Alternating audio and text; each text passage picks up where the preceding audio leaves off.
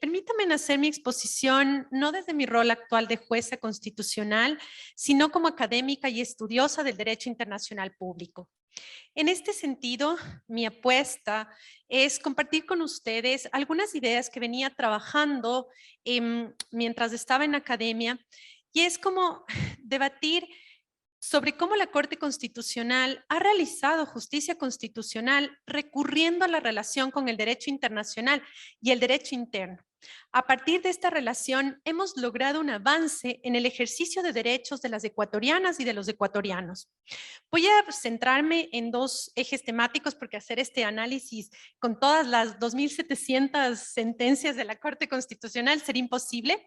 Entonces voy a centrarme en dos ejes temáticos. El primero será los avances en materia de derechos de mujeres y el segundo en cómo la Corte Constitucional ha materializado o ha llevado a la práctica la acción por incumplimiento.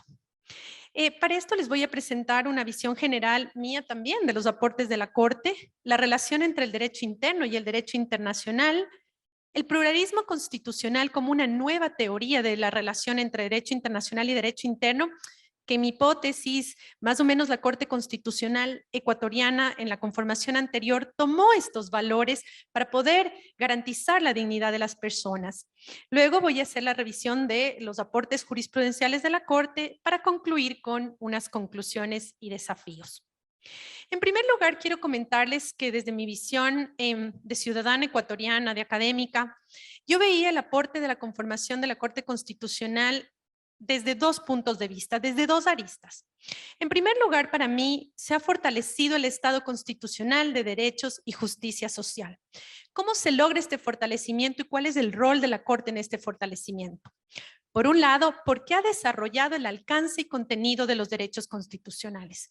Conversábamos hasta hace un momento, y cuando antes teníamos los abogados y las abogadas que buscar el alcance y contenido de los derechos, íbamos a los organismos internacionales, íbamos al que ha dicho el Comité de la CEDAW o que ha dicho la Comisión Interamericana, a la Corte. Hoy ya no.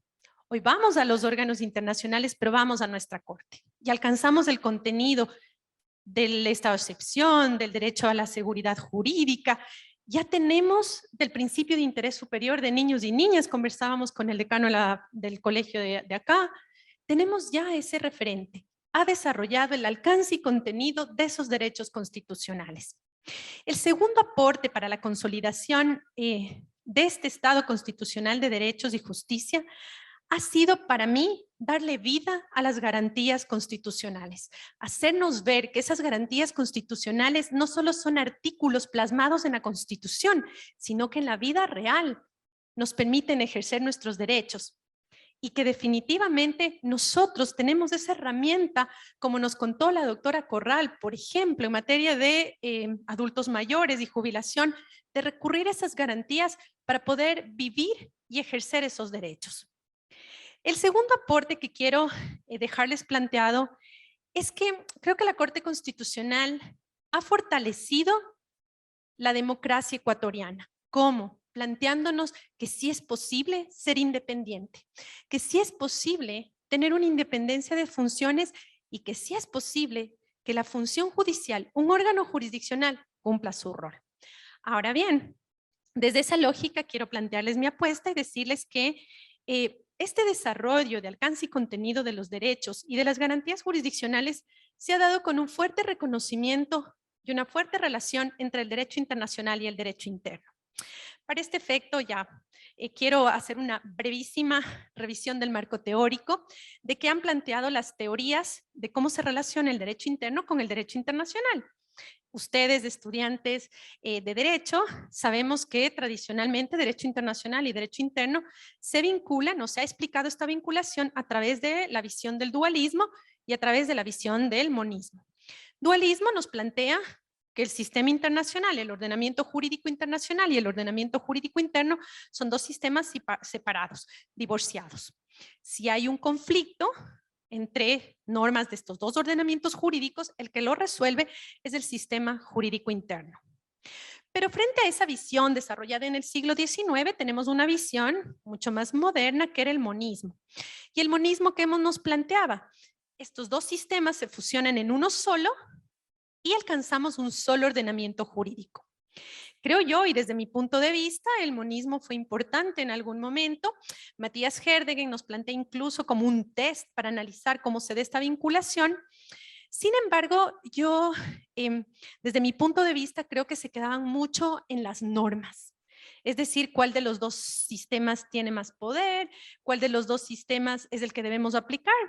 Y en esto, pues yo creo que a partir del siglo XXI aparece una teoría que es la teoría del pluralismo constitucional. ¿Qué es esto? Yo les había puesto ahí, podemos ir a la siguiente. Gracias. Una pregunta ya es, ¿este pluralismo constitucional internacional nos plantea un diálogo de ordenamientos jurídicos? La palabra constitucional nos hace pensar que está relacionado con las constituciones de los ordenamientos jurídicos internos. No, lo que nos plantea este ordenamiento, este pluralismo constitucional, es decirnos que el derecho internacional, que la comunidad internacional tiene unos principios que lo fundamentan, unos principios que le dan vida, unos principios en los que se sostiene. ¿Cuáles son esos principios? La dignidad humana. Entonces, este pluralismo constitucional va a cuestionar la creación de un solo ordenamiento jurídico. No hay tal, dice. No es lo que nos planteó el monismo, no es que hay un solo ordenamiento jurídico, sino que vamos a encontrarnos con dos ordenamientos jurídicos que van a compartir objetivos, destinatarios, competencias e instituciones. Entonces, a la luz de esta teoría, básicamente nos dice, y yo quería compartirles cuál era el análisis que yo estaba haciendo, ¿no? Entonces nos dice este pluralismo constitucional, nos dice el sistema internacional o esta relación entre normas internacionales y normas internas se va a fundamentar en dos elementos. El primero, la heterarquía. ¿Qué quiere decir heterarquía? Que no hay una jerarquía entre las normas, entre las instituciones y el orden jurisdiccional internacional. Y lo segundo que nos va a plantear es que en el ordenamiento internacional hay principios fundamentales, hay unas normas superiores que tienen que ser observadas y que en muchos casos comulgan con el ordenamiento interno. Ahora bien, para no aburrirles más, quería más o menos comentarle a través de qué elementos se relacionan estos ordenamientos jurídicos. Autores como Bogdan y como Krum nos han planteado esto y nos dicen el ordenamiento internacional y el ordenamiento interno comulgan en cuanto a principios. ¿Qué principios? El principio de efecto directo, el principio de interpretación conforme, el principio de subsidiariedad y, por supuesto, el principio pro persona. A la luz de estos tres elementos, yo voy a analizar tres sentencias de la Corte Constitucional relativas a derechos de mujeres, donde desde mi hipótesis, la Corte Constitucional ecuatoriana en la conformación 2019-2022 miró esta relación entre el ordenamiento jurídico internacional y el ordenamiento jurídico interno a partir del efecto directo, la interpretación conforme, la utilización del principio de subsidiariedad y del principio pro persona. Pero también voy a analizar y traerles a ustedes a colación dos sentencias de acciones por incumplimiento resueltas por la Corte Constitucional. Ahora bien, perfecto. Ahora bien, mi propuesta es, y escogí tres sentencias que me parecen re importantes, hay muchísimas en materia de derechos de mujeres, pero escogí tres que me parecen muy relevantes y donde realmente la Corte toma los aportes de los organismos internacionales, toma la normativa internacional para poder llegar a sus decisiones. La primera es la sentencia 1894-10 JP del año 2020, es una sentencia de revisión. Como lo explicó la doctora Corrales, esto es otro de los roles muy importantes, o más bien dicho, una de las funciones muy importantes que la conformación anterior le dio vida. Cómo se seleccionan las sentencias, cómo se revisan y cómo a partir de ahí se genera jurisprudencia obligatoria. Y en este caso se aborda el tema de la discriminación a las mujeres embarazadas en el contexto educativo. Es decir, se aborda una temática súper importante y es como mirar las obligaciones que tiene el Estado ecuatoriano en materia de igualdad y no discriminación desde el tema de género. Y la Corte recurre a la Convención de la CEDAW, a la Convención de Belén do Pará, para poder establecer y para poder decir que no hay cómo discriminar, que el Estado está obligado a no discriminar a las mujeres en contextos educativos por encontrarse embarazadas. Otra sentencia que me parece súper interesante es la sentencia 711 IA del año 2019. Es una inconstitucionalidad. Se presenta una inconstitucionalidad por las acciones afirmativas de las mujeres en concursos públicos. Y pues realmente creo que este es un debate que siempre está presente. Nosotros siempre nos encontramos con gente que nos dice, pero yo como mujer yo no necesito una acción afirmativa. O sea, yo también he estudiado, yo también me puedo ganar mi puesto. No hay tal. Las condiciones de discriminación estructural nos ponen a nosotras en una condición de desventaja histórica. No de desventaja de ahora, sino de desventaja histórica. En este caso, la Corte Constitucional, recurriendo a la CEDAW, recurriendo a la Convención de Belén do Pará, pero además, y aquí me pareció tan interesante esta sentencia, recurriendo a la Plataforma de Acción de Beijing, establece y dice, las acciones afirmativas son un derecho para poder eliminar esa desigualdad estructural, esa discriminación estructural que hemos vivido las mujeres en la historia. La tercera sentencia es la sentencia 525-14-P20 y es una sentencia que habla de los estereotipos de la mujer en el sistema judicial. Se cuestiona y la Corte Constitucional revisa el que en muchos casos, en los juzgados, los abogados, las abogadas, recurren a los estereotipos de género como elementos de prueba para descalificar a las mujeres. Y la Corte Constitucional aquí no toma el tratado, sino que toma el pronunciamiento del Comité de la CEDAW formulado a través de la Recomendación General número 33 para establecer y recordar a los funcionarios y funcionarias judiciales que es su deber eliminar los estereotipos de género al momento de tomar decisiones judiciales. Ahora, y para concluir y no aburrirles, quiero pasar a otro tema que me parece súper interesante y es la materialización de la acción por incumplimiento. Yo siempre que daba clases de Derecho Internacional y hablábamos de los informes de los comités de la ONU, mis alumnos y mis alumnas me decían, pero profe, o sea, se quedan ahí porque no podemos hacerlos efectivos. O sea, yo creo que sí podíamos hacerles efectivos, pero después de la Constitución de 2008 se nos abrió una puerta.